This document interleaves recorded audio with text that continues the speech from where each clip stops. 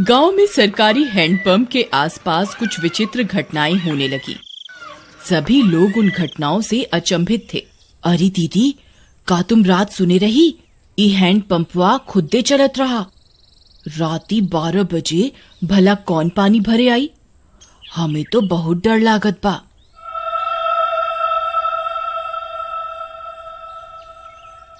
हाँ रानी, हम सुने रही। हमार रिंकिया के पापा तक कहत रही कि हम जाके देखा। हम उनके रोक लिहिस। कौन जाने का बला हुई। फिर उसी रात फिर से 12 बजते ही वह हैंडपंप खुद से चलने लगा।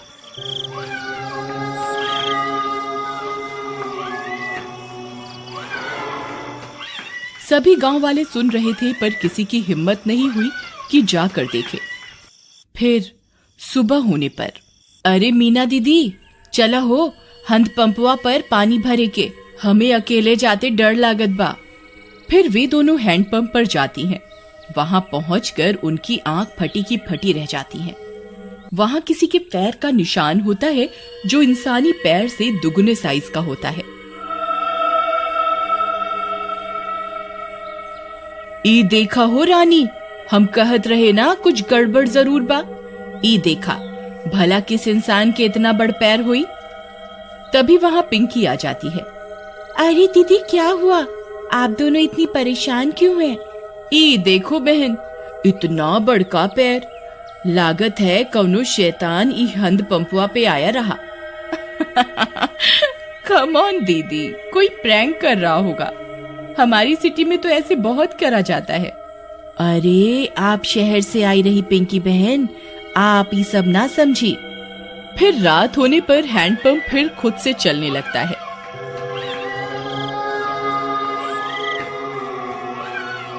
मम्मी, मैं जा रही हूँ हैंडपंप के पास। मैं अभी सबक सिखाती हूँ इस नमूने को। फिर जैसे ही पिंकी वहां पहुंचती है, वह दंग रह जाती है। वहां 2 सिर की एक चुड़ैल हैंडपंप चला रही होती है। पिंकी के पसीने छूट जाते हैं।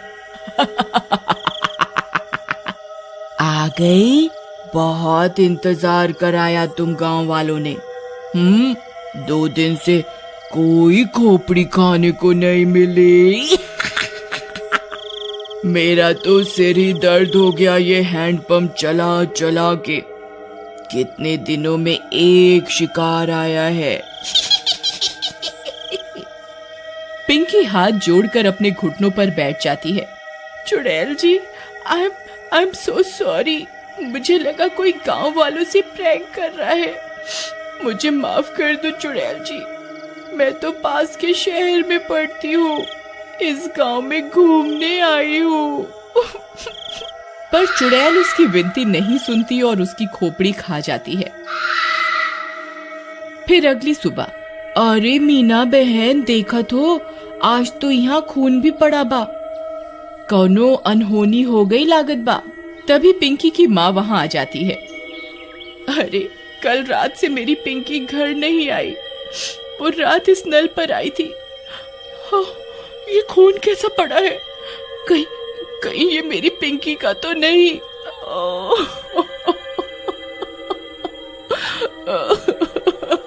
अरे भौजाई, हम उसे कल ही कहे रहे कि ज्यादा लेक्चर का झाड़ो। लगता है उसके साथ कुछ गलत हुई गवा। थोड़ी देर में झाड़ियों में उन्हें पिंकी की सिर कटी लाश दिखती है।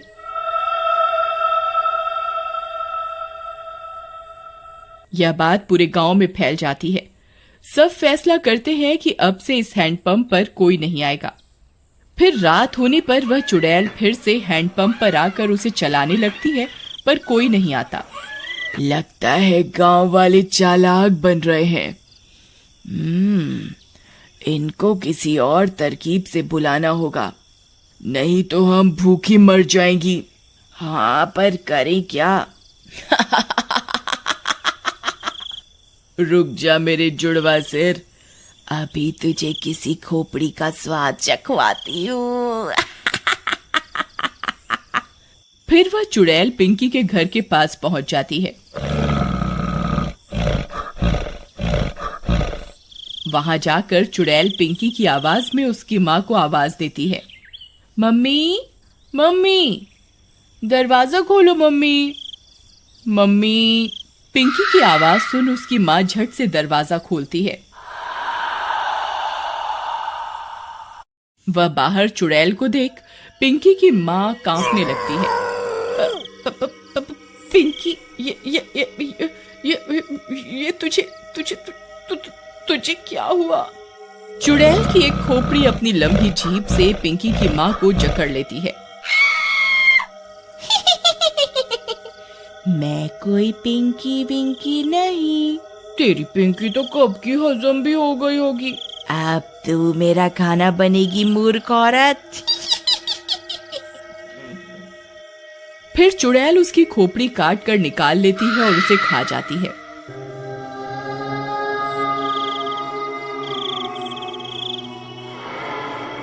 फिर सुबह होने पर पिंकी की माँ की सिर कटी लाश देखकर पूरे गांव में हाहाकार मच जाता है। किसी को कुछ समझ में नहीं आता कि ये कौन कर रहा है और क्यों कर रहा है। सुनत हो जी, उस शहर वाली माँ बेटी के कोई मार के मुंडी गायब कर दिया रहा। लगता है कोनो भूत पिशाच ही सब कर रहा है। तुम बाहर ना जावा, तुमका कुछ हो गए तो हम का करब?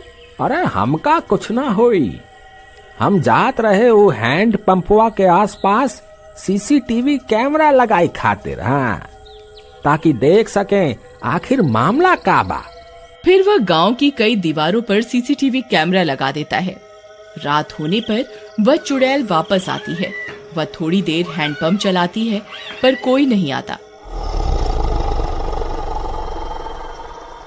वह गांव में पिंकी और उसकी माँ की आवाज निकालकर सबको बुलाती है पर कोई नहीं आता। लगता है गांव वाले बहुत होशियार हो गए हैं, कुछ करना पड़ेगा। हाँ, कुछ तरकीब सोचो, नहीं तो अगर हम 2 दिन भूखी रही तो मर जाएंगी। गांव वाले हैंडपंप से पानी नहीं भर रहे पर कुएं से तो भर रहे हैं। हम चलकर कुएं में बैठ जाती हैं। जैसे ही कोई आएगा तुम अपनी लंबी जीभ से उसे अंदर खींच लेना, फिर हम उसे खा जाएंगी। हाँ, सही कहती हो। फिर वह चुड़ैल कुएं में जाकर छिप जाती है। सुबह होने पर, अरे सुबह सुबह कहाँ जावत बा? रात तू शैतानी शक्ति सारे गांव में घूम रही। अरे तू डरा ना हमार राजकुमारी, हमका कछु ना हुई। हाँ, हम जाए रहे सीसीटीवी कैमरा से रिकॉर्डिंग ले खातिर। हाँ, अच्छा जावत ही हो तो मटका में पानी भर लावा कुआं से। फिर रानी का पति मटका लेकर निकल जाता है। अरे पहले रिकॉर्डिंग निकाला कि कुएं पे जावा? चलो पहले कुएं पे चलते हैं, नहीं तो वहां भीड़ हो जाए। फिर वह कुएं पर जाता है। जैसे ही वह कुएं में अपना घड़ा डालता है, चुड़ैल का सिर अपनी जीभ से लपेट कर उसे अंदर खींच लेता है। वह कुछ बोल भी नहीं पाता और चुड़ैल उसकी खोपड़ी खा जाती है।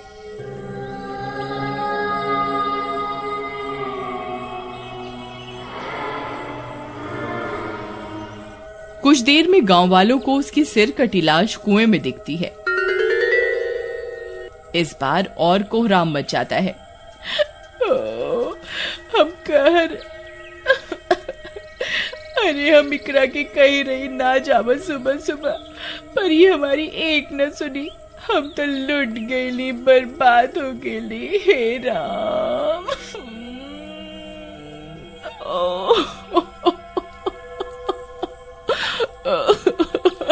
पर तुहार पति सुबह सुबह आया क्या करने रहा?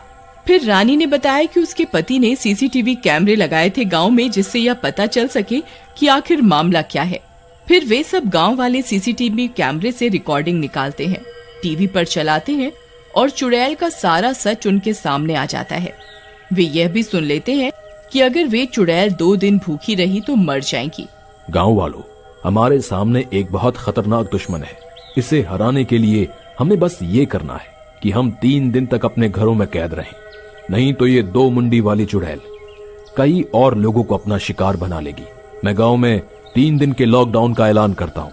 लॉकडाउन होने के बाद वे चुड़ैल 2 दिन तक गांव में आई अपना शिकार पकड़ने के लिए। उन्होंने कई तरकीबें लगाई पर कोई अपने घर से बाहर नहीं आया और वे दोनों चुड़ैल मर गईं।